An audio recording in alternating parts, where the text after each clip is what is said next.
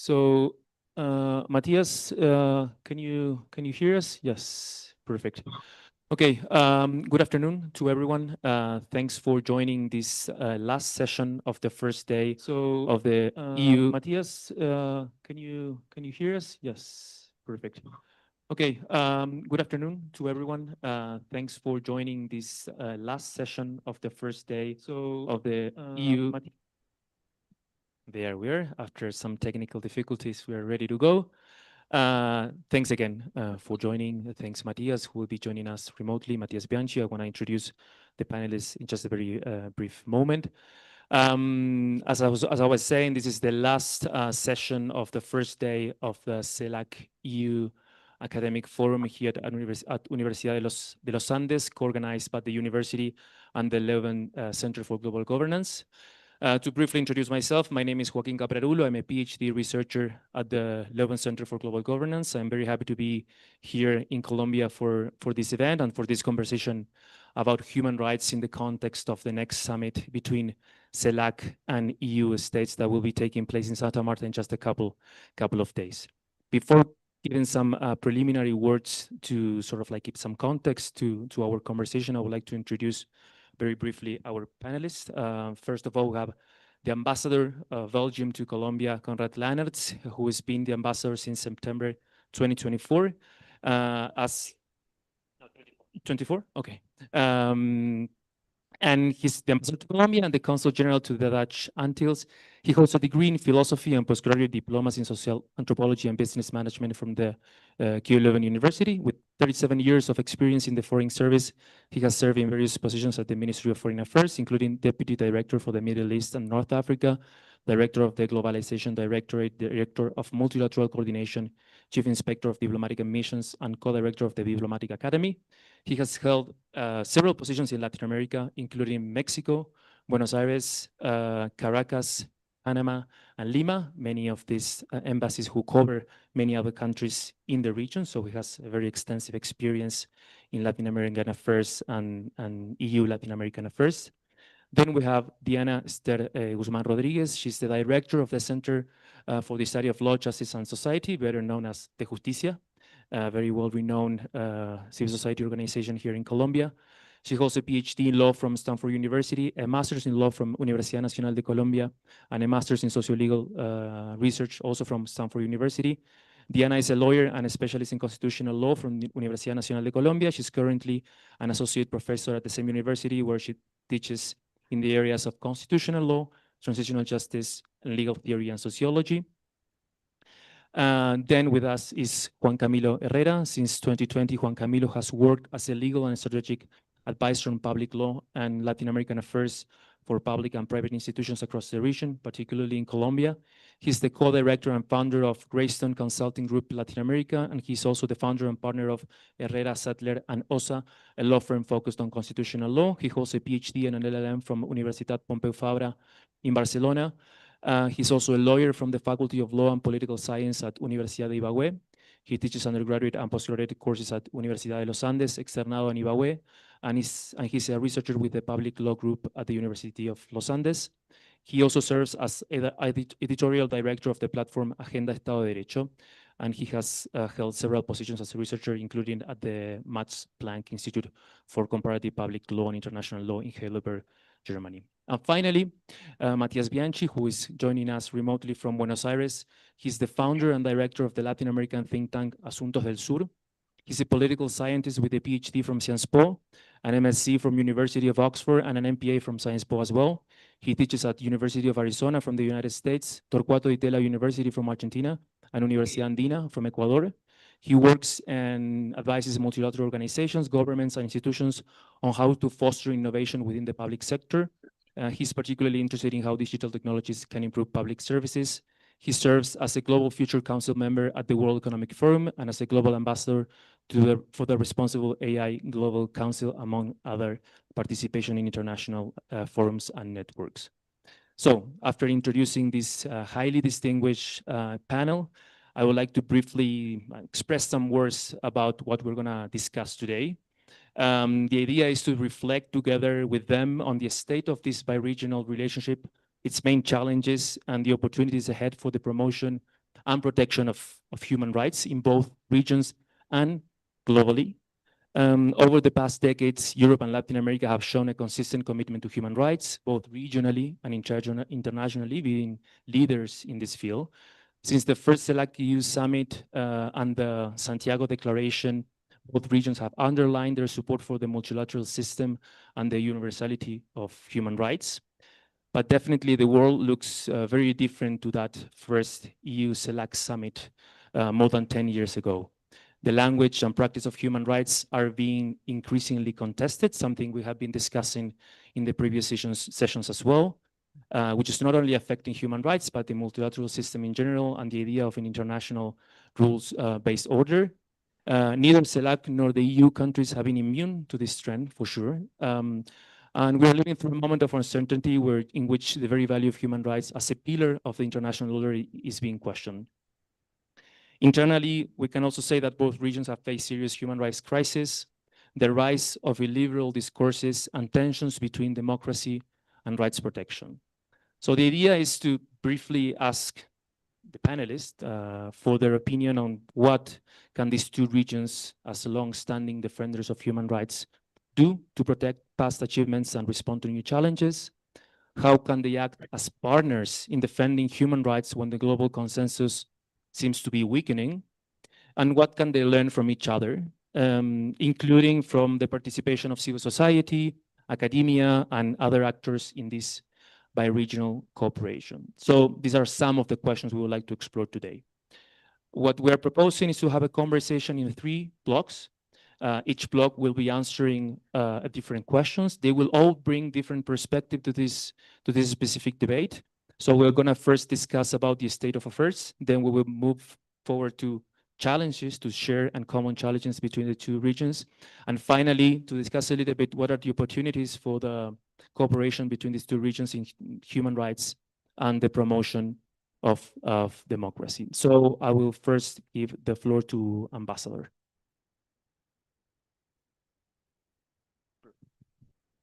Thank you very much, Mr. Caprarulo, for this introduction, and thank very much to the University of Leuven of the Center of Global Governance and the Universidad de los Andes for this invitation to this conference. I think it's the cooperation between the European Union and the LAC region, the CELAC countries, is a very important issue, and now more important than ever.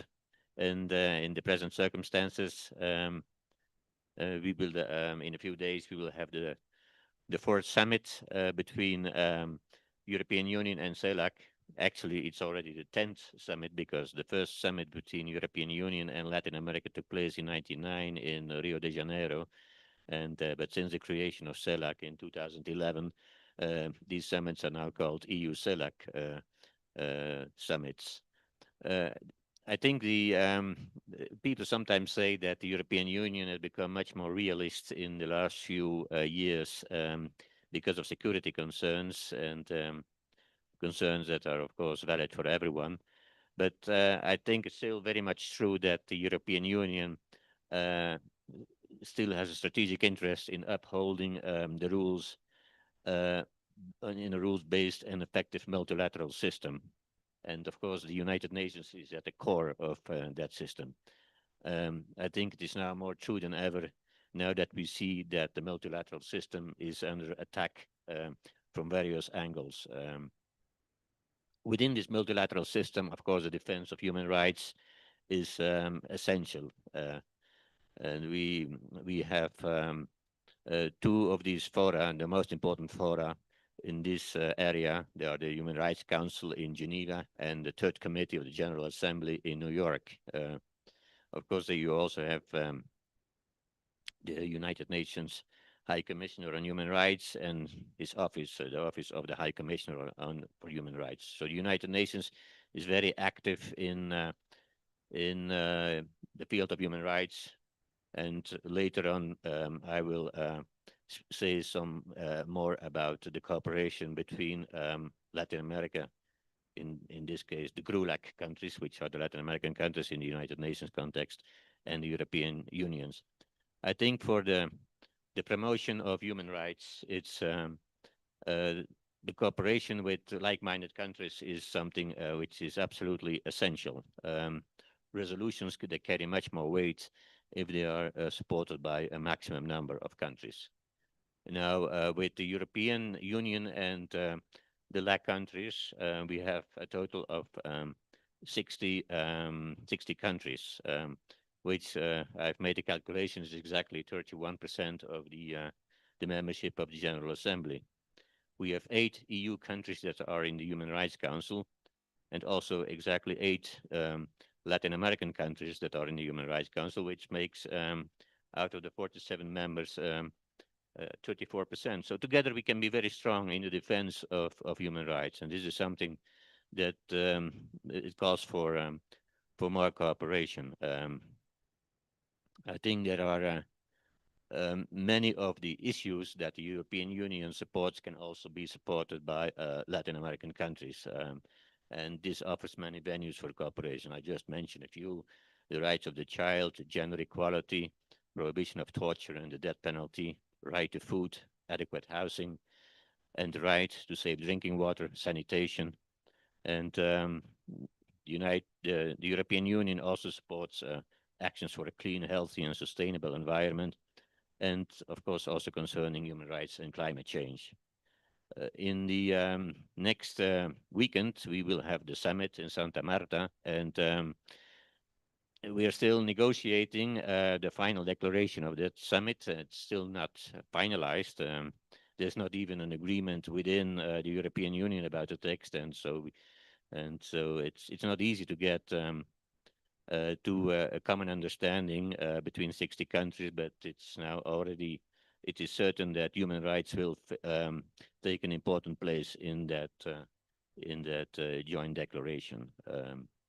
Especially, there's also a roadmap that will be made public at that summit, where the both sides, European Union and CELAC, will also put a special emphasis on their close cooperation within the Human Rights Council and the Third Committee of the General Assembly, particularly concerning the rights of the child and the question of gender equality, and more particularly the follow-up of the 69th session of the Commission on the Status of Women. Human rights dialogues and consultations with non-EU countries, they are an essential instrument for advancing the EU human rights agenda. The European Union has human rights dialogues with about 35 countries, one of which is actually Colombia. For this, the European Union uses special guidelines on human rights dialogues, just to make sure that there is coherence, consistency, and a good structure in these dialogues with the different countries.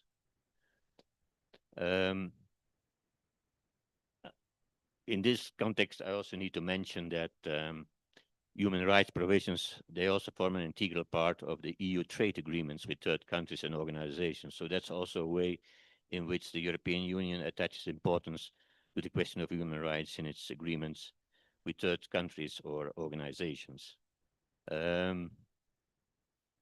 Finally, I would like to say that human rights are also very important for civil society organizations, and the European Union also gives great importance to this dialogue with civil society. There will be a civil society forum that will actually start tomorrow in Santa Marta in the framework of the summit between the European Union and CELAC countries. So I think this is also an opportunity to exchange ideas with civil society and to have the input from civil society on what the priority should be in the defense of human rights. Thank you. Thanks for these first few words. And by the end of your first intervention, you just gave us the opportunity to listen to Diana, who comes from civil society, so she can give us a perspective on how civil society sees the current state of affairs in the CELAC EU cooperation in human rights. Diana, please. Well, thank you so much for this question, but also for having me in this meeting. So I would like to talk about a little bit in terms of how this alliance between the LAC countries and the European Union countries can actually help to expand and the recognition and protection of human rights in both regions, and how crucial this is for several agendas that are crucial not only for civil society, but in general for these countries. And to do this, in the 3 minutes we have, I'm going to talk only, okay, but in any case, I'm going to talk about 3 of those aspects that we think are crucial for this agenda, for the agenda of the Santa Marta Summit. So the first one is, of course, the care and how to transit to a care society, a caring society. And so, as we know, both regions are facing a care crisis, and the migration flows also include a significant dimension of care. So it is essential. This crisis emphasizes the importance of designing and adopting policies and programs that adapt to the new realities of care. The bi-regional pact could be a significant opportunity for the states of both regions to actually implement or advance in the implementation of the recommendations of several international organizations such as ILO, but also the Inter-American Court of Human Rights, which recently published the okay, the name of this in Spanish, the advisory opinion, thank you so much, the advisory opinion on care. And there are at least 2 elements here that are very important for the agenda. The first one is recognizing care as an autonomous right. That's really a significant advance that is not only in accordance with the advisory opinion, but also it's essential to actually reinforce the idea that care is a work and that it needs to be recognized, but also it needs to be paid. And of course, the second element here is the importance of this recognition as a way to actually bridge this gap between equality, employment, and well-being. If we really want to put well-being at the center of the conversations, which I think is important for a human rights agenda, it is essential to advance in the recognition of care and of course, in do also significant efforts to finance accessible quality services with decent work for caregivers, among other elements that are central for this conversation. The second element for this part of the conversation I wanted to bring to the conversation is the importance of the bi-regional fiscal agenda. That's also essential, not only in terms of the cooperation, but also in terms of the question about how to finance human rights and how to be able to advance in the recognition of the other rights, but also in the guarantees that we need for those rights. So this bi-regional fiscal agenda would allow progress towards more equitable and transparent tax systems. In Latin America, we have some important developments, such as the Latin American and Caribbean Taxation Platform, which in the last 2 years of existence has made concrete recommendations on progressive taxes, green taxes, and the evaluation of tax incentives. But it is important to go beyond that and to really create very significant relationships between these 2 regions in terms of fair taxation, the support of the Latin American countries and the Latin American, the Caribbean countries in terms of the technical and political space to advance progressive, green, and rights-based taxation. And of course, in terms of reaffirming the link between fiscal policy and human rights, which is an essential one, of course. And finally, in a context of climate emergency, the energy transition has become a shared priority between these 2 regions. For Latin America and the Caribbean, it is essential to actually have a very important conversation about energy transition. And the 2 regions face challenges in terms of how to transform their development models towards decarbonized, sustainable, and equitable economies. So this Santa Marta Summit is an essential opportunity to actually bring to the center of the conversation how to do this transition with or from the perspective of social, territorial, and environmental justice. And these are central elements in terms of the general agenda of human rights, but also for a specific, in terms of how to strengthen a more horizontal cooperation agenda between these two regions. Thank you.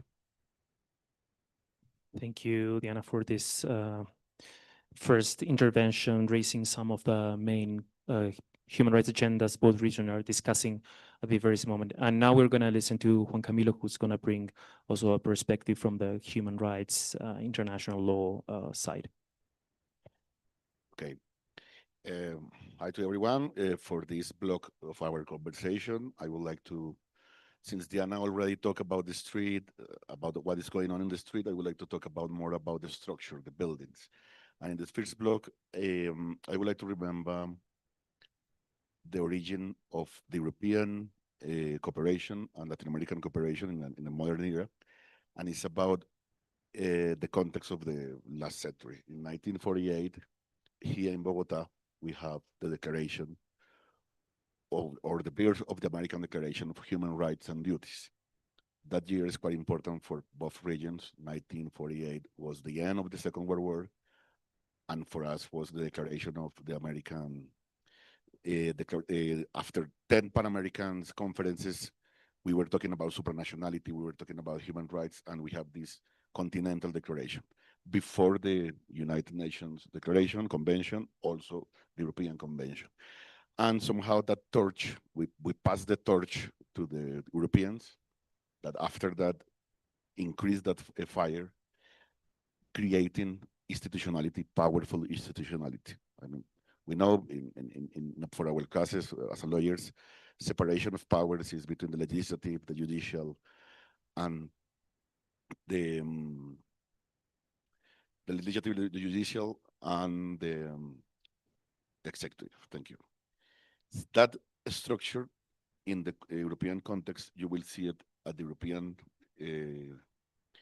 under the European Union. And in Latin America, after 75 years, we haven't achieved that kind of organization. I mean, at the OAS, we have some kind of executive powers. At the Andean community, we have some executive powers, but the judicial powers are totally completely mixed. Also in the UNASUR or the former UNASUR or the Mercosur. My point for this first block is to point why a structure is important. For instance, in Strasbourg, there is the executive power with the Commission, with some part of the parliament between Strasbourg, and also at Luxembourg with the judicial power controlling the abstract control of normative of the European Union. And in Strasbourg, they have the equivalent to protect European human rights, the convention. In Latin America, the equivalent is our Inter-American Court of Human Rights in Costa Rica. But the problem is about the design. The cases goes through the Washington, the executive power decides which case goes to San Jose, and there is a huge problem regarding the protection of human rights in the continent.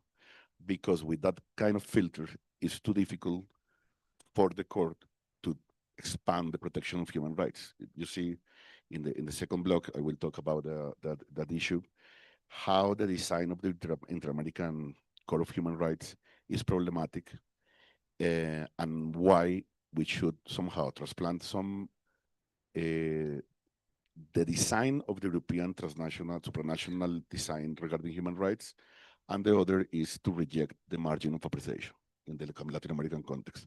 I would like to point out that torch, how that torch continue with this summit in 2025, but to point the problem with the design of our systems and how we can fix it, and I would like to talk about in the second block about the diagnostic that I have done to this problem and the solution, just to start the conversation with you. Thank you very much, Juan Camilo. It's indeed both regional systems who have been regarded as probably the most significant regional human rights system. We only have three, then there is the African human rights system, but particularly Latin America and Europe have spearheaded many of these institutional developments, as you have highlighted, and there's still a lot to learn from both sides in terms of how to consolidate those structures. And to move forward to our fourth panelist, who will bring a very necessary perspective in terms of the debate about human rights, which is the role of democracy. It's very difficult, almost impossible, at least from the way we have conceived this conversation, to speak of human rights without speaking of the role of democracy. And as it has become some sort of like commonplace, we all might agree that democracy is a very dire time where multiple threats are rising in many countries, not only in Latin America, but also in Europe. So I would like to give the floor to Matias Bianchi from Buenos Aires. Matias, please. Thank you, Joaquin. I hope you can hear me well. Thank you very much to everyone, and thank you for letting me be part of this conversation. The point I want to make is that this arena, Latin American countries and the EU, is probably the key arena around the globe right now to strengthen the agenda of democracy and human rights. Not only at our regional levels, but also around the globe. Sometimes I think we fail to understand that the backsliding of democracies is a global phenomenon in our days, and thus require global responses. But the global multilateral arenas, particularly the UN, are really weak at this point. Just to show you a couple of numbers, the BDEM shows that for the first time since 2023, we have more autocracies than democracies around the globe in 30 years. And 2/3 of the population now either live in autocracies or in backsliding countries. So it's a global phenomenon. And Freedom House shows that for 17 consecutive years, we've seen the decline of our liberties. And it goes beyond our regimes. Also, it includes the values of our societies. This crisis is so profound that goes beyond just the electoral pendulum when we have more illiberal governments than others. This is a major change that requires strategic agendas to be redesigned. One key change in this context is that we've been used to crises in the peripheries. But this one includes the US and Europe, the stronghold of democracies and human rights around the world. And I like what you said, Joaquin, about democracy, because democracy creates the condition of possibilities for human rights. We cannot talk about human rights or climate change or care economy without talking about democracy. And here, what we see, it also includes Italy, Hungary, the Netherlands, Turkey, Poland. All of them have declines in democracy, and the extreme political parties in Austria, Belgium, Germany, Portugal, Spain, France, Finland, many others are growing. This is a tendency. It's not just a pendulum. Something I wanted to share with you, two things about this. I'm going to leave it for the next round, but this also requires a change in the relationship between the European Union and Latin America. This moral hierarchy that we've always had from Europe towards Latin America, it should change in the relationship. They are also part of the problem now. The other element that I want to share is also bad news. Is we just published a couple of months ago at the Journal of Democracy a piece in which we showed that since 1994, using BDEM data, since 1994, 90% of the countries that backslide fail to recover.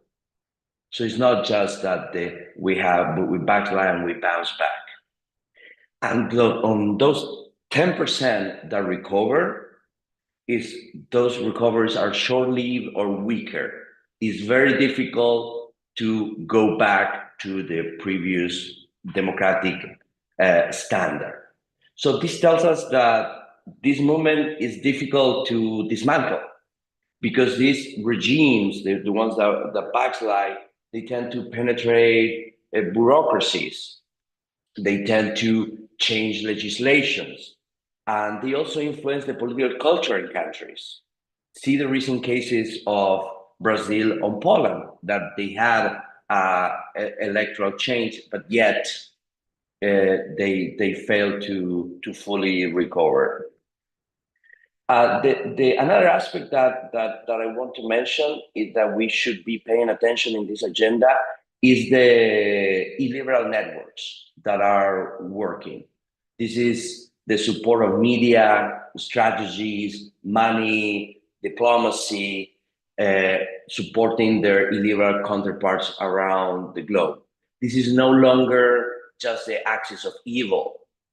What we see is a dense network of these support that play at different levels, at political parties, at private companies, or just bilateral. It's going to be released in next month, I think. But we had access to the Authoritarian Collaboration Index, published by the Action for Democracy, where they identify over 45,000 collaborations only in 2024. So we've been discussing. We're finishing an article for Foreign Affairs on this subject, and we think that is something to take into account because it goes beyond the multilateral spaces that we usually think, and it's an invitation to think of multilateral collaboration on human rights and democracy to go beyond just government. We need to strengthen multi-sectoral and multi-actoral levels. And the last thing is that also is crucial, that should be addressed here, is the declining funding on this agenda. The Human Rights Funding Network, they predict a decline of 30% decline in funding for 2026 compared to 2023. And this is crucial for the ecosystem of human rights defenders to work globally. So I'm going to stop here for the first round. Thank you very much.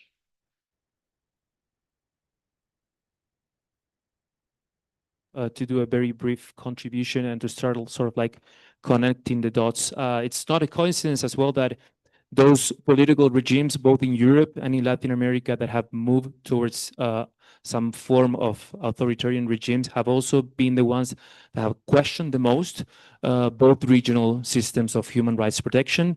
In the case of Latin America, we have even seen some of these regimes even withdrawing from the regional system of protection of human rights. So there is necessarily a link between the democracy of human rights, to which we need to start paying way more attention. So I would like to start the second round now to start discussing a bit more maybe some challenges of this bi-regional cooperation, or challenges in general both regions are posing in terms of human rights promotion. So I will give the floor again to the ambassador.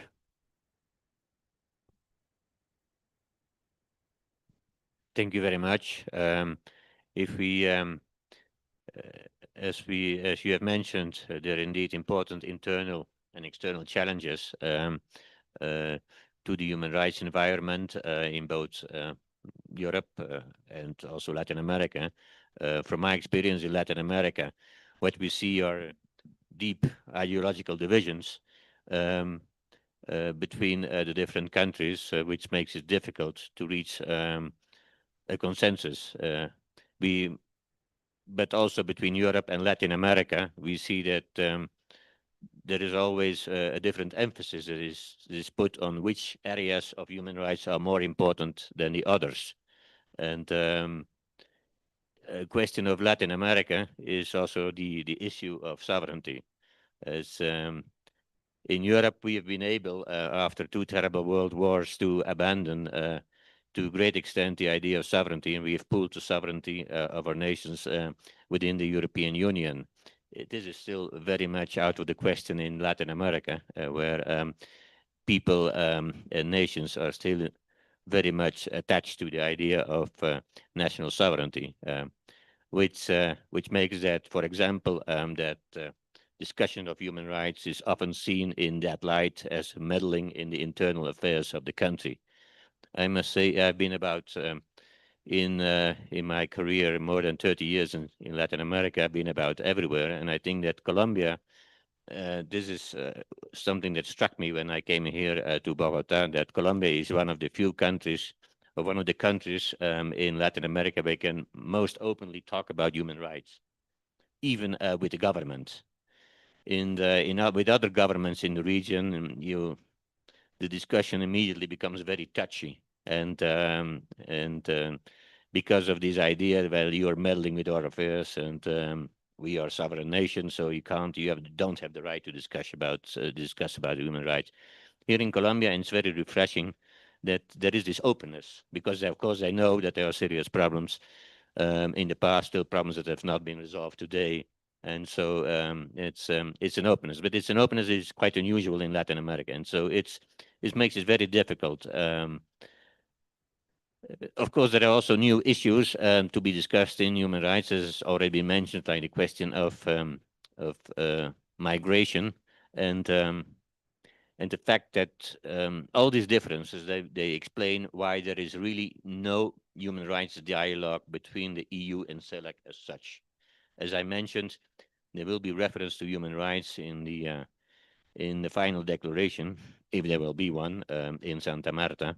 But as I said, the European Union has human rights dialogues with about 35 countries, but they do not have a human rights dialogue with Latin America as such within the CELAC context. And I think it would be almost impossible because how can you discuss together about human rights when you have at the same time Nicaragua and Argentina at the same table? It would be extremely difficult, if not impossible. So that does not exist. And there are also, besides these internal challenges, there are also the external challenges, and I would say that is because of what we see in changes of foreign policy in the world. As I mentioned already, European Union becomes much more security-minded. There is also the policy of many countries in the global south, also here in Latin America, to follow a policy rather of active non-alignment. And so the alignment on human rights between European Union countries and LAC countries is no longer as evident as it was in the past. We also see that multilateralism is under attack from various angles, as I have already mentioned, even though I think that we can say, and this is also one of the things that will be discussed in Santa Marta, that when it comes to the defense of multilateralism, Latin America and Europe are still very much on the same side. And I think this is a very positive point to underline. But we also know, we are very much aware in Europe of the accusations that are made against us of double standards. I'm referring to the questions of Ukraine and Gaza. And of course, there is also the pressure that Latin America is suffering from the United States. There is also the growing influence of China and even from Russia in Latin America, which also complicates a dialogue on human rights, and which explains why there is no longer an automatic alignment on this important issue of human rights between the two regions.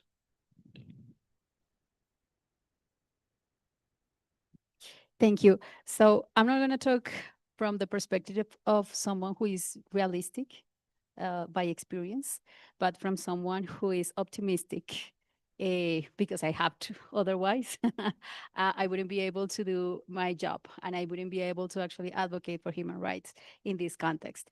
And the reason for this hopeful perspective that I want to advance here is the fact that if there's an alliance that can actually put at the center of the conversation democracy, energy transition, climate change, and human rights is precisely the one between Latin American and Caribbean countries and European Union. Because there's somehow certain alignment in terms of the values that we share. And so I do believe that it is important to advance this idea regarding, despite the fact that I understand there are many restrictions for this to be an actual reality. And so in terms of the challenges, which is the central question in this part of the conversation, I just have to recognize the challenges are just unbelievably great and they are very, very complicated. I understand that. So to start with, both regions are facing the polycrisis, right? This is the combination of the climate emergency, increasing inequalities, the backlash of democracy, the crisis of democracy, because it's not only the fact that many countries are embracing authoritarian regimes, it's also the fact that the people that just don't believe that the very idea of democracy represents them, not anymore. There's a problem with security, which is also increasing in both regions. And so I understand that the challenges in terms of the context are significant. And there are some specific challenges in both regions. I completely agree. In Latin America, there's a huge fragmentation. There's also almost an impossibility to actually come up with agreements, political agreements between different countries. For example, your example was great, Argentina and, well, Colombia. And of course, there's a problem in terms of in Europe on how to understand their new role in the international arena in the context, especially of the crisis of the multilateralism. But at the same time, I think there are some opportunities. I'm just gonna, since I have 15 seconds, two key challenges, two very specific challenges. The first one is how to develop security policies that actually respect human rights. In a context of increasing challenges in terms of security, especially in Latin America, but also in Europe, the tendency of many societies has been to embrace authoritarianism. And we really need to advance an agenda that allows us to develop a security approach with human rights at the center.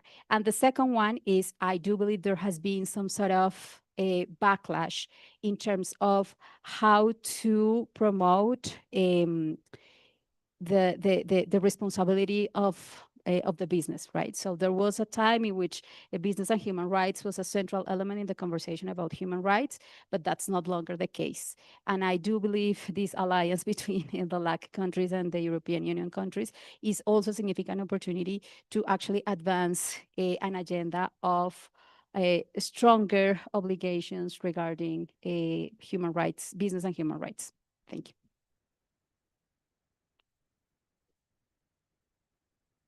All right. Regarding the challenges, I think I will focus again to the structure because many people are diagnosing the region, our region, from different perspectives, and I believe the structure and design of our supranational organization is important. From the political side, many politicians from the right, from the left, somehow complain about the inter-American system, about how we protect the human rights. Also, from the doctrinal corner, some authors of the region believe that the margin of appreciation that you have in Europe is the solution for our inter-American system.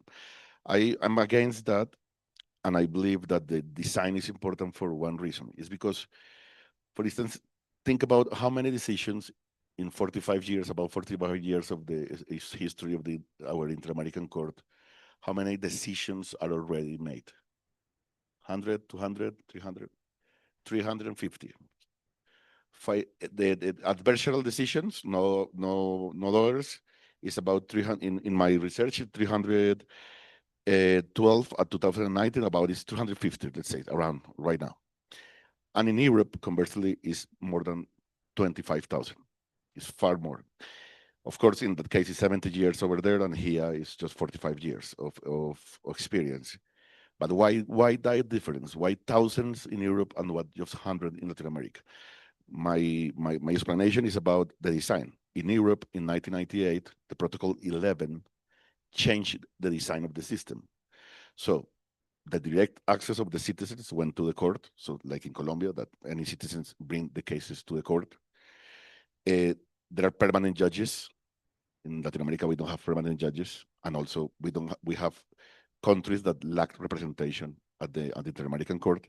And the other is about how the court decide the cases. So if the commission in Washington decided the cases with a political way, it's like the executive power deciding at the national sphere which case goes to the court and which case not. So it's a problem of the filter, and it's problematic. The other is because that design, the Inter-American Court of Human Rights, in more than 98% of the cases, decides against the states. So it's the bad cop of our system. Is the Inter-American system is a new decision is complaining about this state, the other state.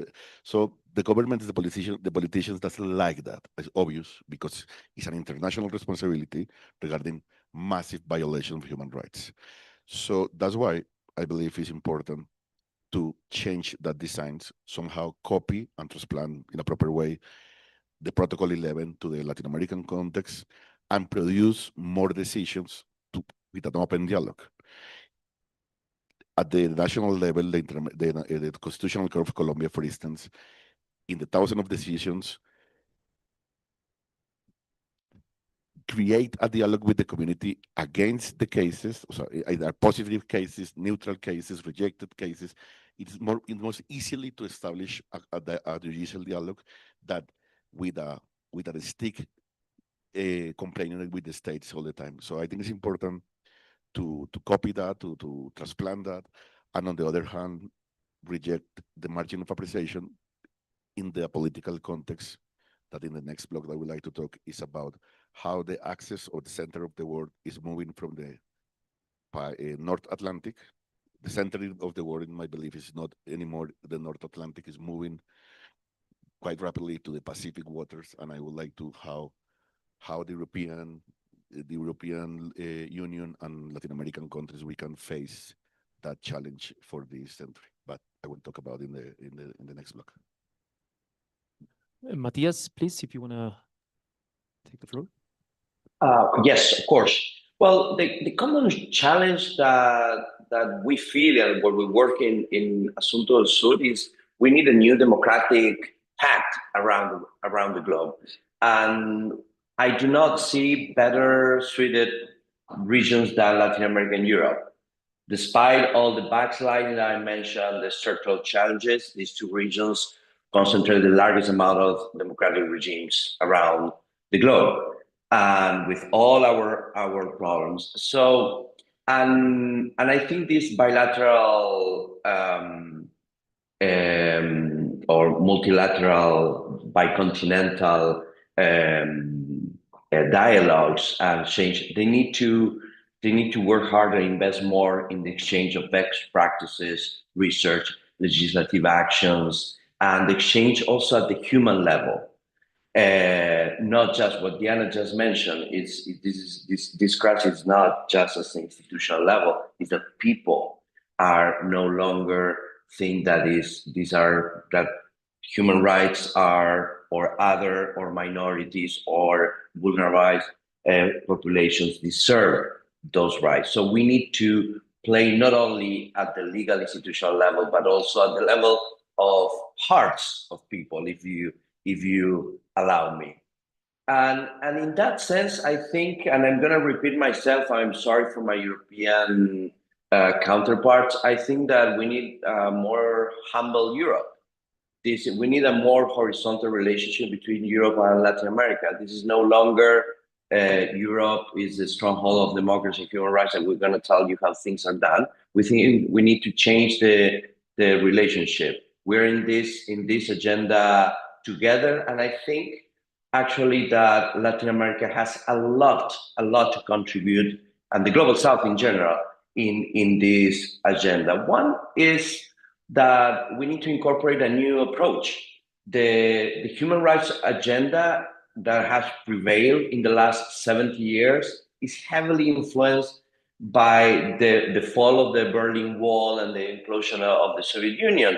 And so with excessive emphasis on more formal and institutional arenas, and without paying much attention to the material conditions that made it difficult to implement effective access to the human rights agenda. So the challenges that we face today and why people are not believing it, because it hasn't delivered. And we need to change that. We need to include those dimensions at the core of the human rights agenda. So we need to explore ways to ensure that the effective enjoyment of these human rights beyond the formal institutions. And one of the key areas, and I think that Latin America has a lot to offer in this, is how we can reconstruct community bonds. The acknowledgement of the value of individuals, of community members, or of other actors, and to prevail with these divergent perspectives.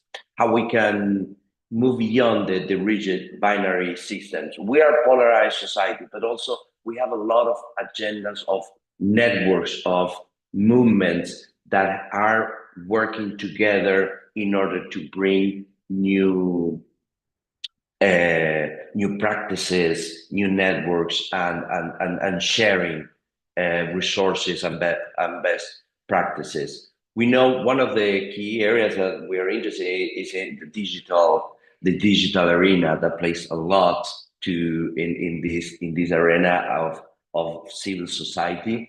That we need to work together on how to work that. And many times it's not just regulation. We need strategies. We need actions in the field to counteract that.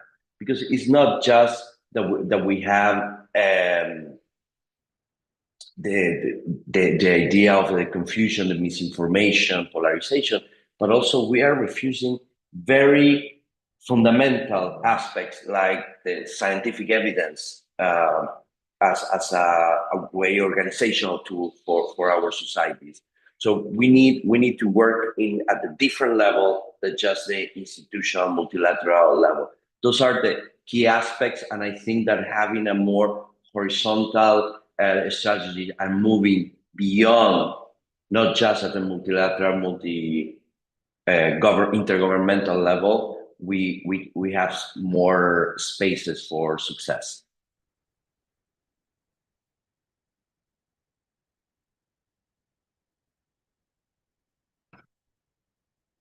Again, I would like to make a brief comment to start sort of, again, connecting a little bit the dots. And I think there is something Matthias said about the terms and conditions of this bi-regional conversation that is very interesting in the sense of how can we make this a more horizontal dialogue.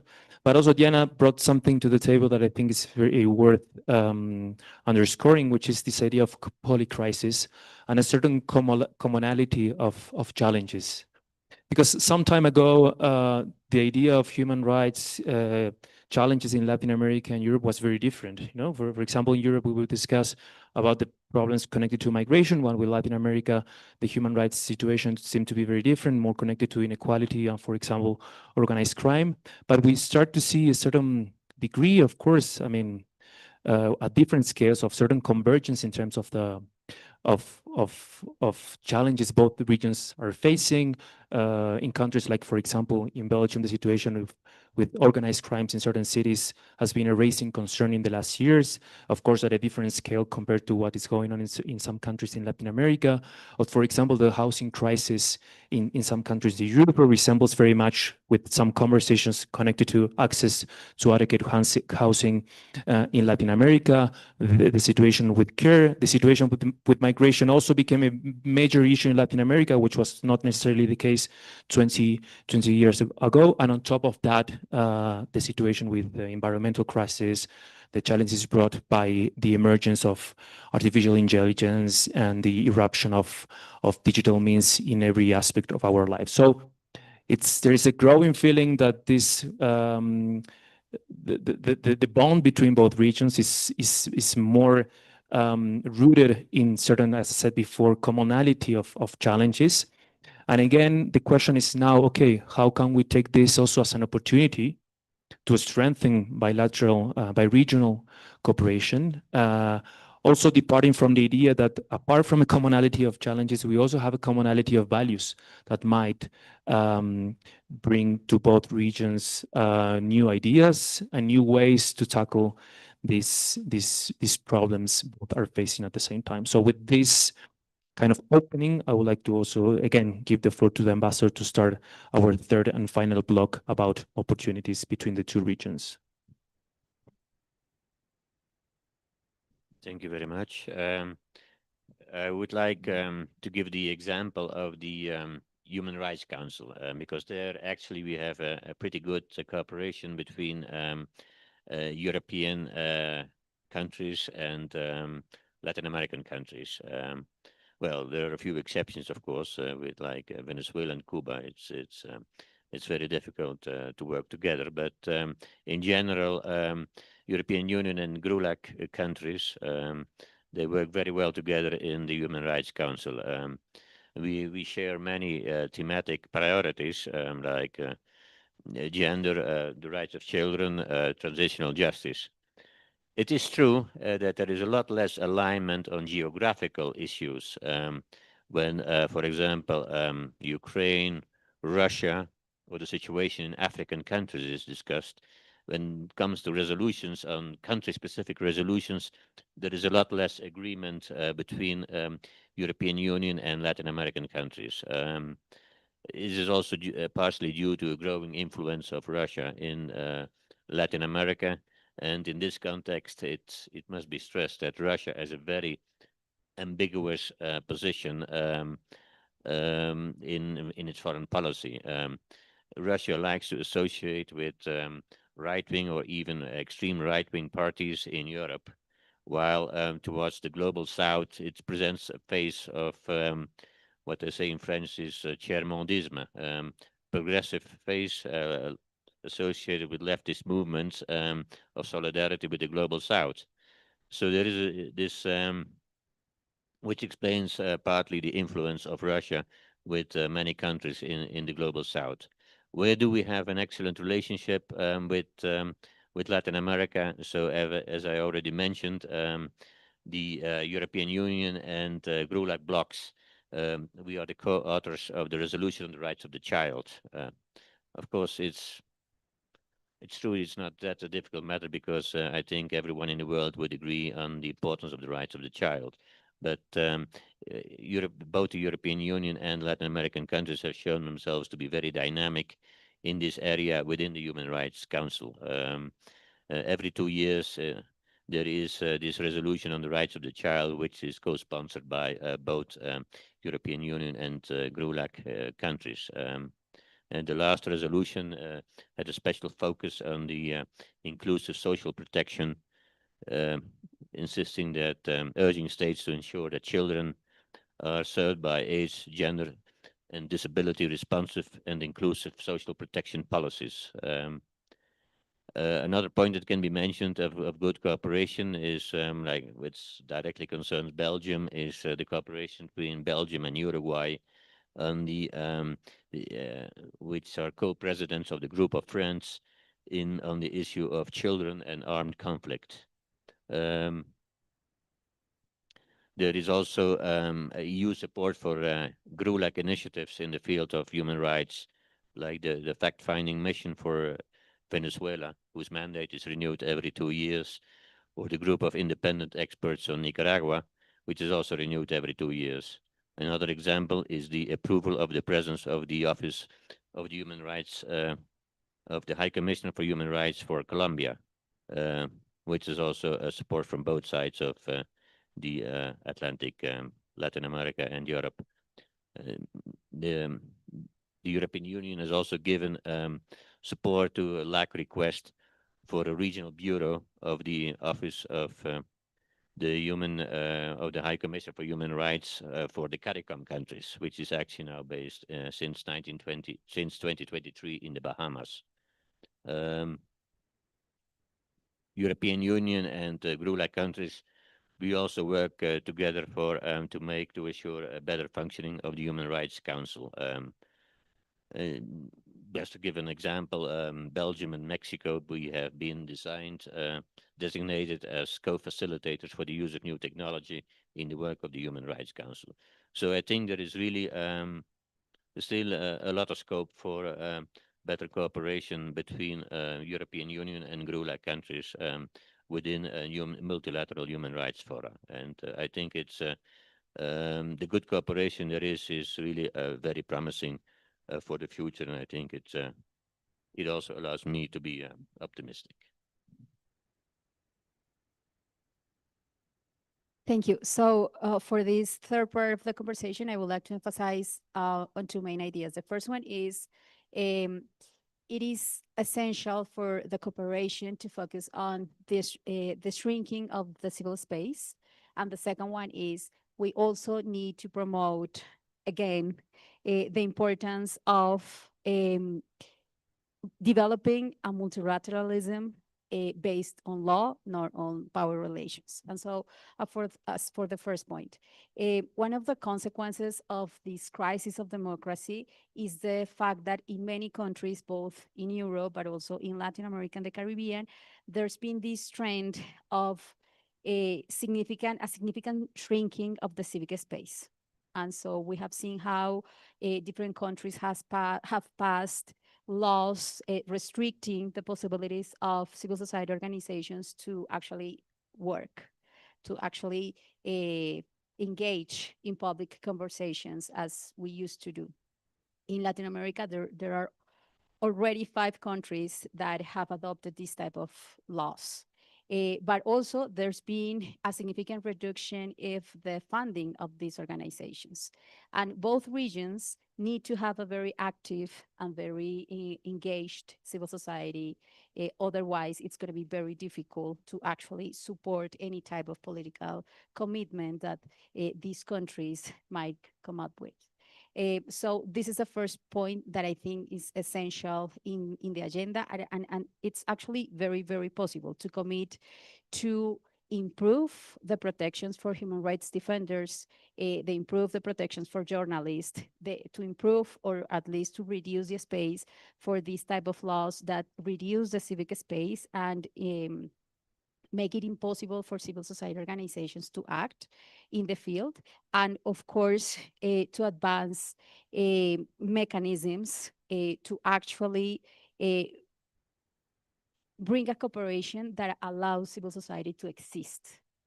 That's a significant, something that would be very concrete, but very important for the future of democracy and human rights in both regions. And the second element is, yes, we need to think about how to repoliticize multilateralism. This is to come back to the idea that multilateralism should be based on laws and not of power relations. I know, I understand that's something that it's more theoretical than any other thing, but there are some elements that we can actually advance as part of the conversation. So for example, the defense of the international humanitarian law, the defense of a multilateral system and the organizations that actually allow this multilateral system to work. One of the things that I've seen with a lot of concern is the fact that now the United States is including within the OFAC list people that support, for example, the International Criminal Court. That should be something that we all should be rejecting, and we should all be doing things to avoid this type of trend, because if we normalize this, that's basically the end of any possibility of having a strong and very vital and vocal multilateral system. And without that, any country without any type of power will be just subjected to whatever the powers in the ground want to do. And so I want to finish with this. I understand this is difficult to achieve, but it's essential to have this as part of the conversation. How to avoid the shrinking of civic space, and of course, how to make a reality the fact, or a reality the idea that multilateralism is based on laws. Thank you. Perfect. All right. For this block, I would like to recall an idea that Matthias mentioned about the pact, the pact that we have the last century between Europe and Latin America. Across resolutions, declarations, protocols, meetings, summits, like the one in Santa Marta this week, three elements were the part of that pact: human rights, democracy, and rule of law. The triad, the classical triad. Regarding the rights, and that pact was across the Atlantic North. So with the leading of the US and the European Union, that blocks tell us, guys, follow us to the next century with this pact, and let's work together for human rights. Regarding human rights, we forgot the duties. The American Declaration is about the human rights and duties, but nobody talks about duties. Everyone is talking about rights and claiming for rights. And somehow the European Union and the world and the European Union is telling us, guys, you have this right, and the duties, about the duties, we don't talk about it. So I think for this new pact that Matthias is claiming for, I agree with that, is let's talk about duties and let's talk about rights. Regarding democracy, because we are moving, as I said, to the Pacific waters around China and Russia, for that side, let's say, they see in Asia, they see the rights in a different way that we believe that. Democracy is about just one party. You don't need many parties. You can vote, but with one party is enough. And Venezuela says, okay, one party is enough. And Cuba says one party is enough. And Nicaragua says, okay, one party is enough. And we need to reformulate that pact. Regarding the rule of law, so from Latin America, we have it claiming for a social rule of law, more democratic rule of law.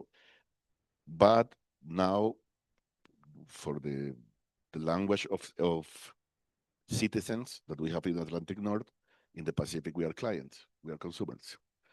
And I think it's quite challenging for Latin America and the relation between Europe and Latin America, how to remake this pact, remake the ideas of that pact, because somehow the torch that I talked at the beginning of the first block, the fire is still burning, but the challenge that we have for the rest of the century is quite problematic. So I think it's important for the discussion to have these ideas, and I just leave it at that.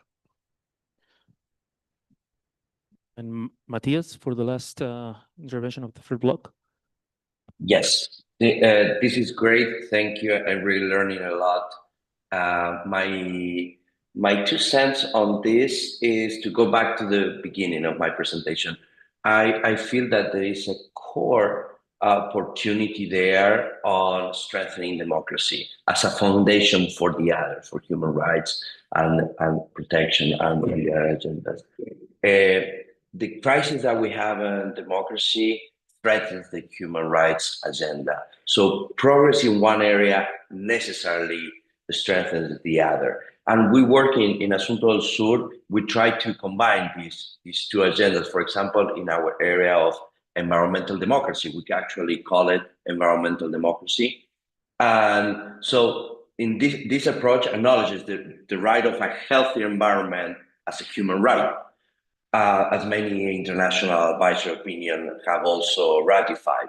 But also it reaffirms the critical connection between democratic quality and the environmental challenges, including climate change. So it is true that this environmental democracy remains in the formal sphere that I just criticized a couple of minutes ago.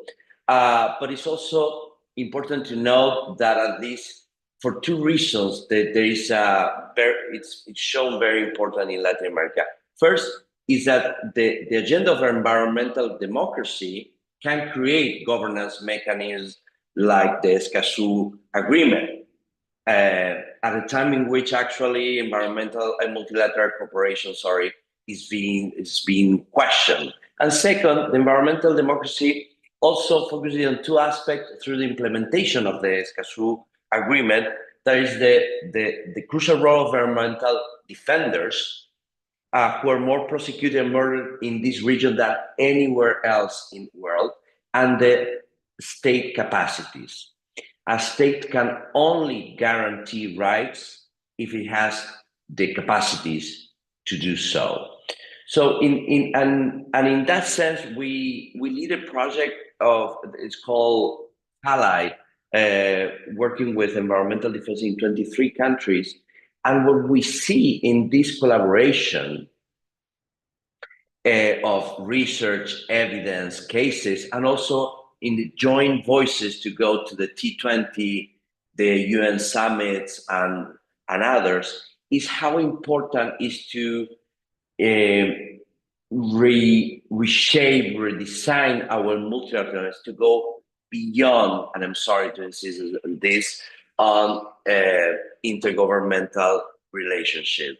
The promotion of these tools for example, strategic litigation or research evidence cases, even training and exchange of civil society to find these common solutions are crucial for this agenda. And we need to include that, and we need to strengthen that more than anything else. So and I want to end with this idea, and that the good news, I started with many bad news, but the good news is that this is the trend that we see is not a destiny. We are in a dispute, and we see in every field that we see a decline or a negative case. We also see positive aspects. I am confident that if we work together, we strengthen this cooperation between these two regions that are the stronghold of democracy nowadays, we can really think about regain the vitality of democracy, influence the vitality of human rights, and why not to propose a new global pact for democracy and human rights. Thank you very much. Remarks. We still have a few minutes. Matthias has to leave in 5 minutes. Initially, we were thinking about having first some time for reactions among the panelists and then some questions. But what I suggest is maybe that we see if there are a few questions and you can either answer those questions or react to what other panelists have said.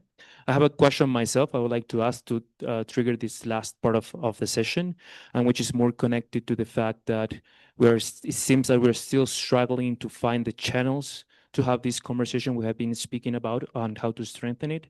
It is my feeling that for a very long time, since the end of the World War II, the leadership of the United States in the human rights and the promotion of the liberal democracy and multilateralism sort of like allowed for Latin American and European countries to meet in those forums, in the multilateral fora, and that seemed to be the natural space for the conversation between the two regions. But I mean, we already know, and for example, the ambassador has made many references to the Human Rights Council, where the United States has withdrawn during the first Trump administration, and regardless of the fact that it seems to be swinging the political position of the United States regarding multilateralism between different administrations, it's no longer that beacon, that leadership that we were used to. So that has created the necessity for the two regions to come up with this kind of more frequent, regular conversation among themselves that is not longer, I mean, it's still taking place within the multilateral fora, but we're raising challenges. So my question is about, again, where should we be speaking about this? Is it the EU-CELAC summit? Should be a different kind of space? Should be through the human rights dialogues that the EU has been promoting with different countries in the region? So that would be maybe one first question that you can react or not, or say something else you want to use your last few minutes. But also I would like to ask the audience if anyone has a question they would like to add for this last part of our conversation. Thanks very much. My name is Juan Manuel Amaya Castro. I teach law here at the law school. Well, first I have two points. One is for the ambassador. I would like to put your diplomatic skills to the test because it's several times today we have heard complaints from different people, and not just here but elsewhere as well, about the asymmetrical relation, the asymmetry in the relation between the EU and Latin American countries. Calls for humility, calls for more horizontal relation, etc., etc. Now, I'm sure that, of course, being an ambassador, you are not going to affirm that there is an asymmetry. But what do you have to say to this Latin American complaint about that we don't feel that this is like a relationship between peers? And this is whether it's about human rights, whether it's about trade, whether it's about climate change, whether it's about anything. There is definitely a sense that, you don't take us seriously or not seriously enough, or there's condescension, etc., etc. Like I said, I want to put your diplomatic skills to the test. And then a question for both the ambassador and for Diana.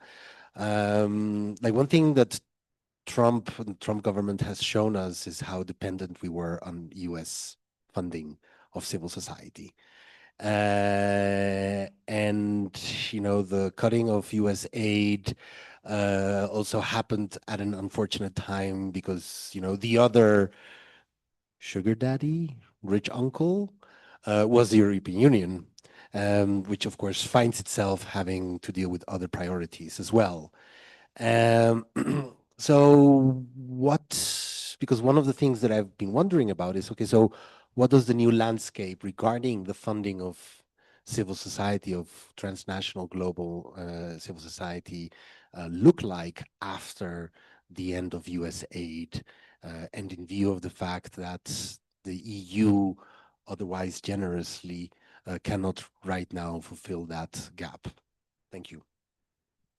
I know we have more questions, but I would like to suggest the following because Matthias has to leave in 2 minutes. So I would like to give the opportunity to Matthias to say some few words, maybe regarding these questions or whatever he feels he would like to add. And then we continue with other questions and your final reaction. So Matthias, if you would like to. Yeah, just 30 seconds. First, I'm very happy with the last question because I think that the person that presented introduced it better that I've done, but it was basically my point about if we want to improve this agenda, we might need to work differently and in a more horizontal way. I like to hear what the ambassador has to say about that. And the other, in your question is about we're working on ideas on how to change multilateralism. We call it 3D multilateralism, and how to include multi-level actors into the governance of multilateral and also multi-sectoral, but not just as advisors or as a participant, but also in the decision-making arena. I participate next week. I'm going to be in the T20, and we just write papers for the G20 that then they see. I think if we want to change things, and if multilateral organizations want to regain strength, we need to include the actors that were working in the field. Those are my 2 cents, and I'm really sorry I have to go. I need to pick up my boy. So thank you very much for the space. Thank you, Matthias, for joining us. Hope to see you very soon.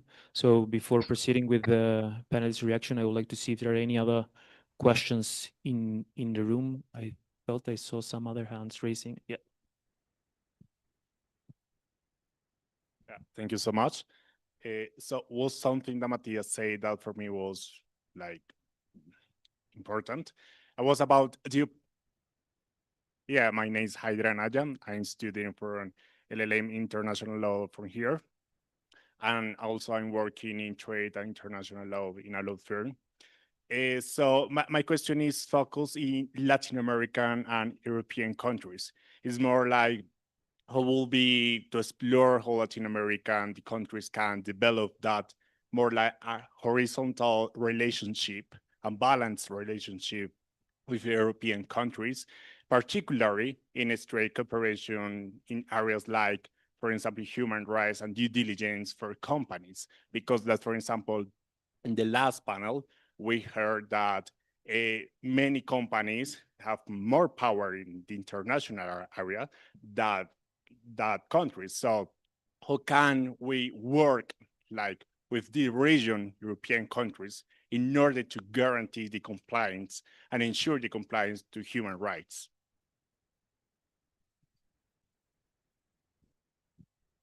Okay, so I think those are going to be the questions for the last part of our session. So I will give the floor again to the ambassador to react to them. Yes, thank you. Now, when we're speaking about asymmetry, of course, we're speaking about two different things. It's the first place, there is this institutional asymmetry between the European Union, which is a very huge organization and with very many institutions. On the other side, we have CELAC, which is purely intergovernmental and has no secretariat, has no fixed structure, has a rotating presidency, led by a troika of the former and the future presidency, together with a country from the Caribbean. So it makes indeed very difficult to talk on an equal basis. Like, for example, for the last summit between European Union and CELAC in 2023 in Brussels, the presidency of CELAC was exercised by St. Vincent and the Grenadines. So it's, of course, they do not have the institutional capacity to really lead the organization. And so that complicates enormously the dialogue between the European Union and CELAC. We're speaking, the European Union is unique in the world. It's sui generis because it's supranational. It's shared sovereignty. And so there's no institution like that which exists anywhere else in the world. And CELAC is a very fragile institution which has no fixed secretariat. So it's very difficult to talk on an equal basis between European Union as such and CELAC as such. But of course, I know you're also referring to another asymmetry, and you were referring to the condescension. And but I think that when, as I said, when you talk about human rights in the situation in other countries, there is always this, inevitably, I think, this element of criticism towards the other, because you want the others to improve. The point is, of course, what are the norms that you want to impose? And I admit there is always this fundamental ambiguity in the project of the European Union. On the one hand, it's an idealistic project, a normative project which projects a lot of values outside of the world, like, for example, concerning climate change, energy transition. But on the other hand, there is also this self-interest, which has to be taken into account because they are democracies and have to take also into account the opinion of their own population. So this is also which makes it difficult sometimes for the European Union to have a very coherent position. And I think that you could say there has been a certain backsliding from the part of the European Union in this normative idealism of the last few decades, because you have now these more stronger security concerns that were not there a few years ago. So which makes that the European Union sometimes indeed gives this impression of being a condescending power. And we are very much aware of the criticism within Latin America of many, especially when it comes to the commercial agreements, that there is a lot of talk about green protectionism and agricultural protectionism. For example, the rules when speaking about green protectionism, the rules concerning deforestation, the reglementation on deforestation. It's perceived, this is conceived from a, let's say, well, to put it a little bit naively, an idealistic perspective to preserve the forest. But from the Latin American side, it is indeed viewed as a kind of green neocolonialism, where we try to impose our norms, and which are not necessarily in the interests of the Latin American countries. But I think this is something inevitable when you have at the same time this normative approach, and the other side is, well, let's put it bluntly, the power approach, and I think the European Union is still an institution which tries to balance the two approaches, which is no longer the case with, for example, the United States, which is, if you compare the European Union approach to Latin America with now the bully approach from the United States towards Latin America, I think you can still see a huge difference. And I think the Latin Americans know it also very well.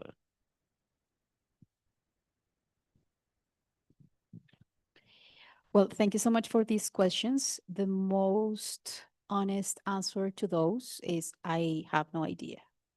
We need to build those questions collectively, I think. So in terms of the first one, which is the question about where is the best place to have this conversation? I don't think there's a best place to have this conversation at this point. I think we need to build those spaces and to start building a new relations between these two regions based on common challenges, but also common values. And so I do believe that this Santa Marta Summit is a great opportunity to have an open conversation about both challenges, but also opportunities, and to actually start building a new agenda of work that includes at the center of the conversation, democracy, human rights, and all these priorities that we have been discussing during this day. But yeah, I mean, one of the challenges that we have now is that the traditional multilateral bodies seems to be insufficient and seem to be under attack. And so there's some sort of lack of hope. But at the same time, we need to strengthen those spaces and to create a culture around those spaces in which we go back there and we try to solve the problems they have, but at the same time, we advance new ideas and new agendas. But on the other hand, since we know and recognize that there are some limits in those traditional spaces, we need to strengthen this type of bilateral meetings and summits so we can actually take advantage of the opportunities they provide in terms of strengthening the dialogue and the cooperation, of course. The second question that I'm going to refer to is the one about the new horizons in terms of funding for civil society. I have no idea. That's the one that I have less idea even, because we are still recovering from the impact, right? I work in an organization that wasn't directly impacted because politically we decided a long time ago not to receive funding from the United States and from the government specifically. But what we have seen is that there has been some sort of reconfiguration of the funding system.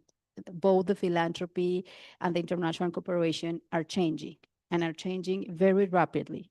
But it's unclear how it's going to be the final result. So I think we are in the process of the transformation of the system. So it's going to be difficult to actually understand how's going to be the final result, or if there's going to be a final result. But I do believe that the reduction in the funding is inevitable. That's going to happen. And so as civil society, we need to advance in a more deliberate agenda that allows us to engage in a conversation about how to be less dependent of this external funding, how to create environments in which our communities are also part of our funding and are also part of our sustainability, which is very difficult, of course. But I mean, we need to really engage with this idea of having a more autonomous capacity, less dependent on international support. But at the same time, we need to push for international support. That's why I'm saying the cooperation in terms of how to sustain civil society is essential, is fundamental. We not only need strong institutions, we also need strong organizations. Without them, it's very difficult to advance these other agendas or to have more elements to have conversations, for example, about due diligence and the power of the corporations. So yeah, we need to have like two levels in the conversation at least. The first one is how to build organizations that are more autonomous and independent, also in terms of funding, but also at the same time, how to build a new system of international cooperation that puts at the center the sustainability and survival of civil society as a whole. And in terms of due diligence, I do believe in the importance of strengthening the laws, the diligence laws in Europe, but also to bring that to Latin America. I think that should be part of the conversation, to actually pay attention to the chain supplies and the responsibilities of the corporations in those chain supplies. But at the same time, I think that both self-regulation and due diligence have a lot of limits, and we already know them. And so somehow we should advance the conversation towards how to develop binding obligations for corporations. And I know that's a huge jump in international law because so far they are not recognized as subjects of this international law as the states are. But we have to do something along those lines, especially with these big corporations, because the distortion, for example, that we have seen in democracy in terms of the role of the big tech companies is huge. And we haven't been able to do anything at all in terms of what is happening with social media, what is happening with these super huge, how did you say, patrimonios? This huge wealth of these companies that allows them to do basically everything, including putting governments in power. And we need to do something about it. And as a lawyer, I believe one of the best tools we should be able to develop is precisely to start thinking about binding obligations for these corporations, and the international treaty should be a good way to start with, even though we understand now that the United States is against this international treaty, and so at least in the following years it's going to be very hard to do it, but I do believe in the importance of having this type of conversation to advance towards that end. All right. I know you are tired. I'm not an ambassador, and I have to teach a class soon, so I will be very brief.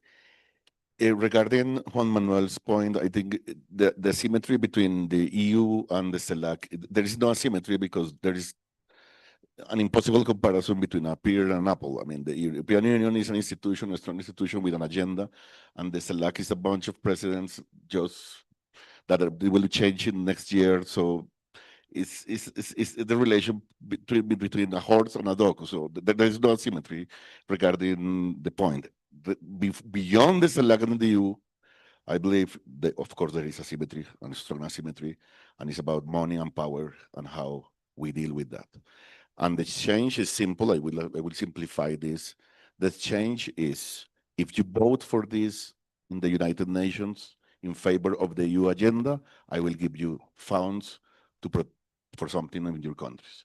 If you allow our countries to free movement of goods and people, we will help you with finance and more stuff. And I believe that's the problem with asymmetry, the strong asymmetry that we have between the continent and the people and our relations.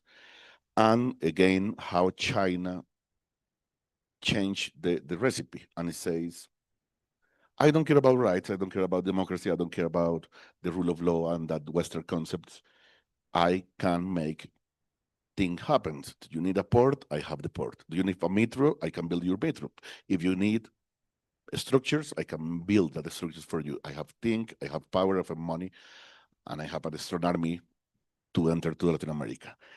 And for that reason is about how we can rebuild that pact. Our pact is we allow to move your cars from Europe, you allow to move the huge industry that the European Union have, and you allowed us to move somehow with tourism or people that you need to clean your toilets but the problem is beyond that. It's beyond that, and I believe, closing my point with Joaquin's question about the where we should keep having this conversation. In my case, it's about the how, and the how is about a strong blueprint. I mean, the declaration of tomorrow at the summit, it will be another declaration in a 5-star hotel in a convention that next week will vanish. But in my belief, and my dissertation, I support this idea, is about the blueprint that we need for the next steps. Do you want us, Latin American countries, to comply with climate change? Okay, let's have insurance to protect this declaration. Put millions of euros, and we put millions of people working for that. And if next year the president of Colombia, the president of Brazil is changed, the next president will have to comply with that. If that president rejected, that's why we have insurance, for the same reason, to comply with our commitments. So I believe it's about how we talk about, not about the where, but it's about the how. Well, thank you very much to everyone for participating in this conversation, particularly to the panelists for their very thought-provoking interventions and their ideas. I think we're leaving the room with a lot to keep discussing about how to move forward the agenda on human rights between the two regions. For every participant here in the room, we wait you tomorrow at 8:30 for the second day of this academic forum. And thank you again for having been part of this first day. See you tomorrow. Bye.